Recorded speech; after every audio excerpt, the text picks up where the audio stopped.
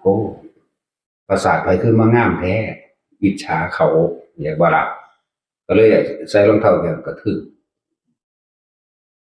ตามธรรมดากระถือแล้วปราสาทมันต้องพังกระถือแต่ว่าปราสาทมันบ่พังแถมสร้างตัวเองยังบาดเจ็บอีกตีนออกเลือดเลยเกิดความโมโหกับเขาอีกเหาะไปสู่สุดยอดปราสาททักพระขันแกออกมาฟันลงตรงยอดปราสาทแต่ว่าพระขันแกมันเสือกบินบานเฉยทั้งสี่แล้วเกิดความบ่พอใจพูนแหละ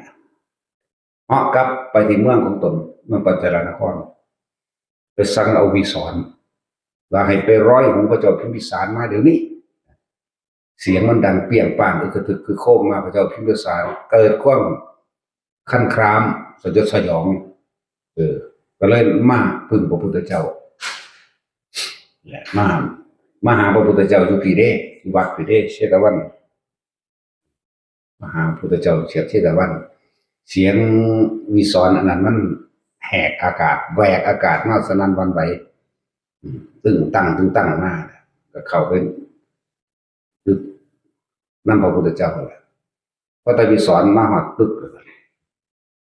ไปหาอยู่ในเมืองไปหาอยู่ในปราสาทก่อนไปหาพระเจ้าพิมพิสาร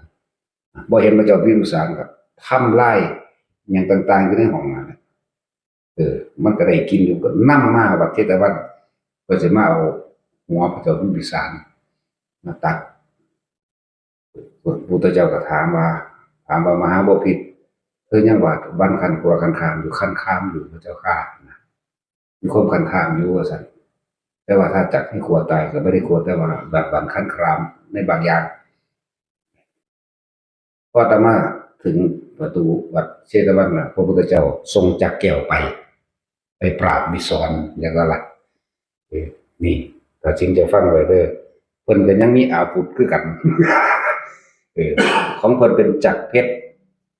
จักรวันจักรเพชรของพุทธเจ้าเฮาจักรเพชรแก้วจักรเพชรพระตวิสรพุ่งเข้ามาแล้วก็ทรงจักรเพชรไปจากแก้วจักรเพชรอันนี้ไปฮอดกับประหารนั่นวิสรพ่ายแพ้เรียบร้อยขึ้นไปแต่ว่าบ่มีฤทธิ์เนี่ยว่าล่ะขึ้นไปหาพระเจ้าชมพู่ปฏิเปกเกิดความแค้นอย่างไงจังซั่นแหละวิธีแก้แค้น